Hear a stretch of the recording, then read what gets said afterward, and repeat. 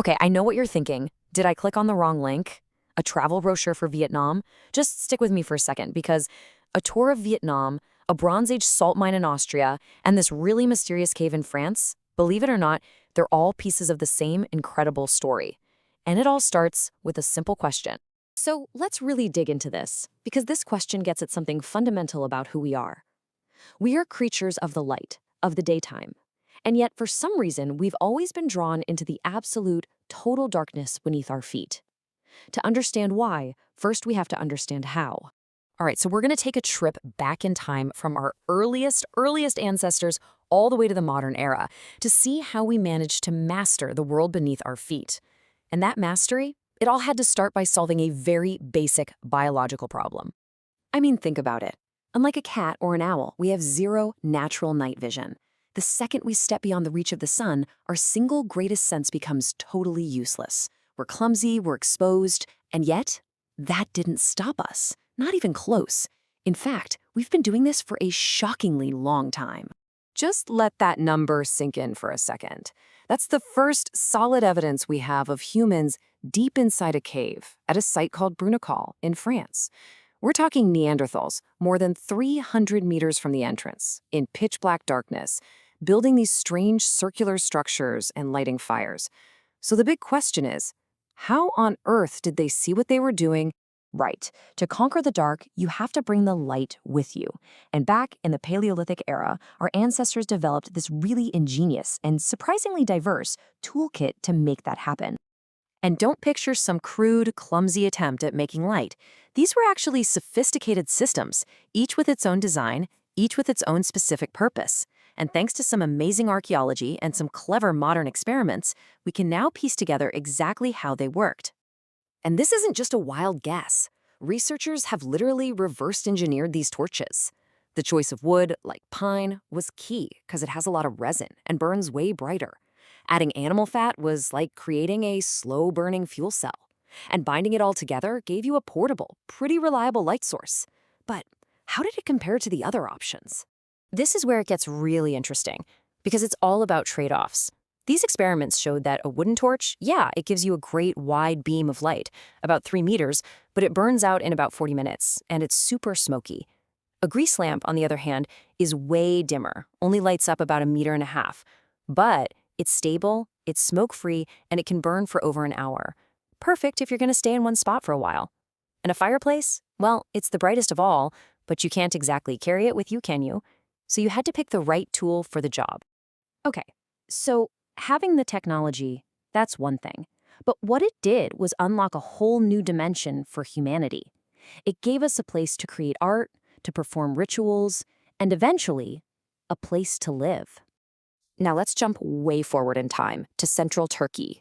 We're going to a place where going underground wasn't just for a quick visit to paint on a wall.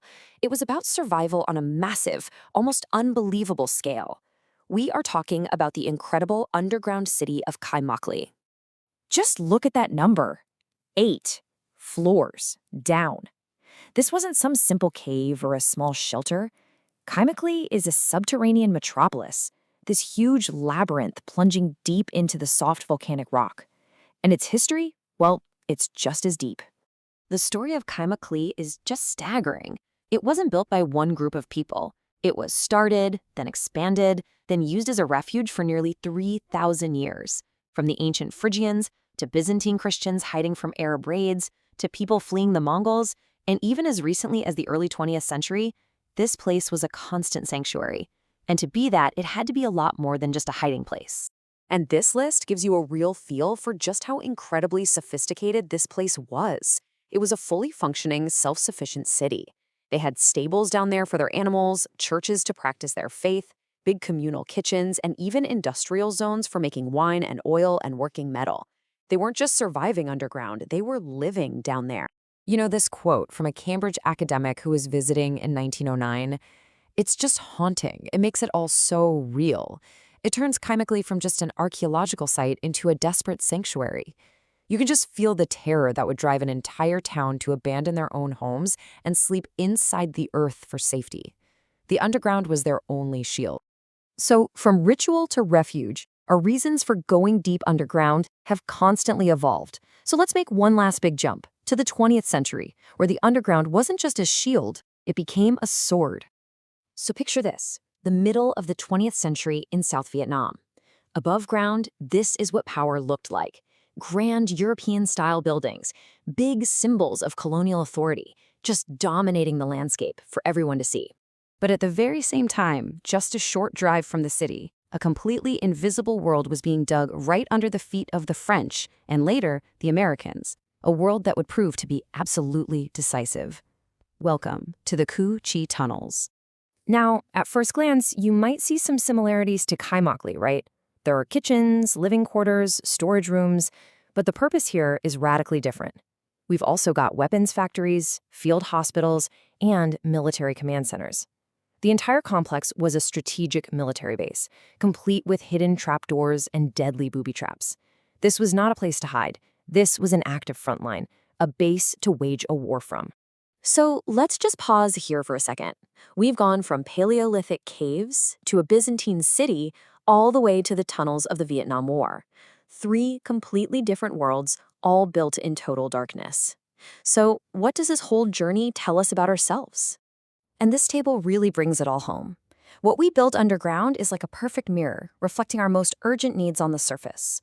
For our Paleolithic ancestors, the need was symbolic, to make art, maybe connect with the spiritual world, and their tech was the simple, elegant torch. For the people of Kamaklali, the need was for safety, or refuge from violence, and their technology was this massive subterranean architecture.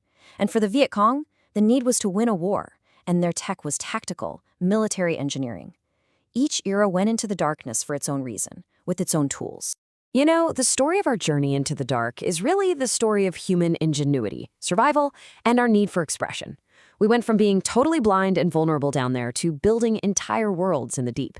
It really makes you wonder, as we face all new challenges on the surface today, what's our next great underground project going to be?